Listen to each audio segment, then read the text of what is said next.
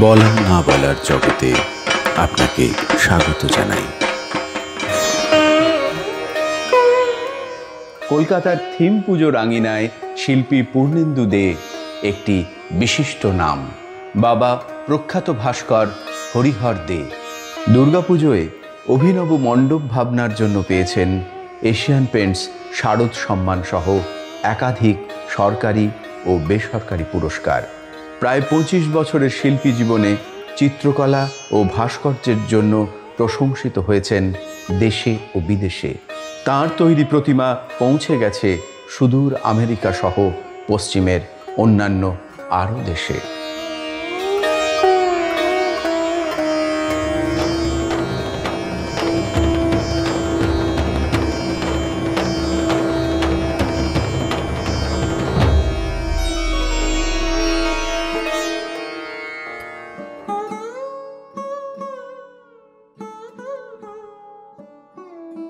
Theme পুজো আগে যেটা ছিল বারোয়ারি পুজো, বারোয়ারি পুজোটা থিম পুজোতে কনভার্ট হয়েছে। তারও আগে যেটা ছিল সেটা হচ্ছে পারিবারিক পুজো, গ্রামের পুজো। গ্রামের পুজো মানে গ্রামের সবাই মিলে করতো, সেটা একটা ছিল। সেটা বারোয়ারি ঠিক নয়, কিন্তু গ্রামের পুজো। পরবর্তীকালে ওটা বারোয়ারিতে কনভার্ট হলো। হ্যাঁ, এই বারোয়ারিতে কনভার্ট হওয়াটা হচ্ছে, এটা বলা হয় 12 জন বন্ধু মিলে এটা শুরু করেছিল, সেই জন্য বারোয়ারি এইভাবে বলা হয়। আরও অনেক বিশ্লেষণ আছে। তো যাই হোক, এইটা ওই বারোয়ারি পুজোটাই হয়ে গেল পরবর্তী পর্যায়ে বিভিন্ন অঞ্চলে ক্লাব বা ইত্যাদির পুজো পাঠ। সেখান থেকে দীর্ঘদিনভাবে একই রকম প্যাটার্নে থাকতো। তখন প্রতিমা, মণ্ডপ, আলো, লাইট সবাই নিজস্ব ভাবধারায় নিজেরাই কাজগুলো করে যেত। সেখানে একসঙ্গে যে কাজ করার, একসঙ্গে একটা এক সূত্রে বাঁধা, এই ব্যাপারটা কিন্তু তখন ছিল না।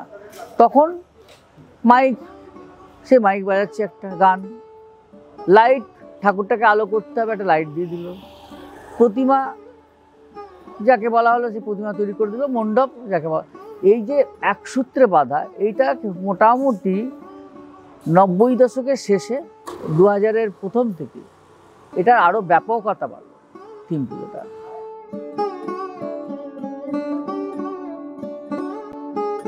থিম পুজোর যখনই আমাদের সঙ্গে একটা কথা হয়, তখন একটা আমরা ভাবনা জায়গাটা অনুযায়ী আমরা ভাবতে শুরু করি।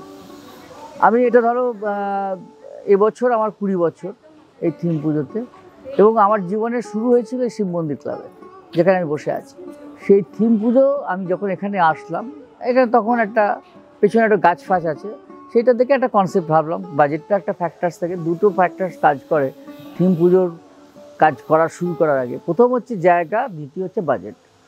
আমি একটা জায়গা পেলাম, সেখানে দেখা গেল মিনিমাম বাজেট, তখন আমি কাজটা করতে পারবো না। আবার দেখা গেলো জায়গা ভীষণ ছোটো, সেখানে একটা বড়ো বাজেটও তারা দিতে চাইছে, সেখানেও কাজটা করা খুব কঠিন হয়ে যায়। মানে স্পেসটার তো দরকার হয়। যে কারণে এখন দেখা যাচ্ছে যে এই থিম পুজোতে যারা বড় বড় জায়গায় কাজ করছে, তারা কিন্তু অনেক ভাস্ট কাজ করতে পারছে। ছোট জায়গার ভাবনাটা ছোটোর মতো করে একটা ভাবা হয়। হ্যাঁ, এটা নির্ভর করছে স্পেস অনুযায়ী এবং সেই ক্লাবের ফান্ডিং কতটা, এই দুটোকে আমাদের মাথায় আনতে হবে। তো আমি যেমন এখানে যে আছি, এখানে যদি আমি ছোটো ছোটো কুড়ে ঘর বানাই, হ্যাঁ হবে না। এটা আমার একদম চারিদিকে স্কাই কাপের বিল্ডিং হয়ে গেছে, সেখানে আমাকে এমন একটা কিছু মেটেরিয়াল ইউজ করতে হচ্ছে যেটা দেখলে মনে হবে যে হ্যাঁ ওর সঙ্গে ম্যাচ করছে। হ্যাঁ, আবার একটা ফাঁকা মাঠ, গাছতলা টাছতলা যদি পাই, এমনও জায়গা আমার পেয়েছি, সেখানে আমি টেরাকোটা, মাটি ইত্যাদি দিয়ে কাজ করতে পেরেছি। এইভাবে আমরা ভাগ করে নিই কোথায় কোন ধরনের সাবজেক্ট কীভাবে হবে, এবং সেই জায়গা এবং অর্থ, এই দুটো হচ্ছে মূল কথা।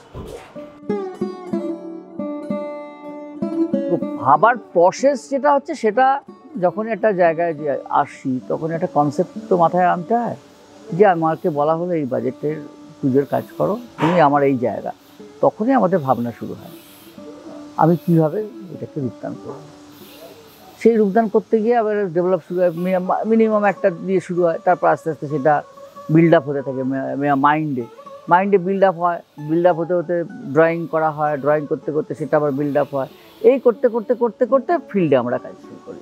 ফিল্ডে যখন কাজ শুরু করি তখন আবার তার মতো করে আবার ভাবনা হয়, সেটা কীভাবে এগোবে, সেটা কীভাবে হবে, হ্যাঁ, ওই স্পেসে কী করে আমি ব্যাপকতা রাখতে পারবো, এগুলো তখন আমাদের ফিল্ডে এসে এগুলো আবার মাঝে মাঝে পরিবর্তন করতে হয়।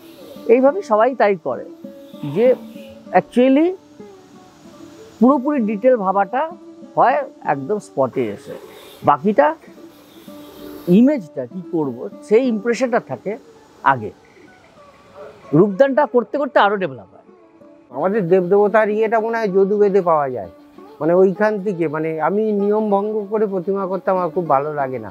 আমি থিমের ঠাকুর করেছি অনেক, ওই বোতলের মতন সরি ভাবনা চিন্তা দিয়ে, তবে ওই ঘাড়ে ব্যাগ নিয়ে থিম, ওইটা মনে হয় আমার খুব।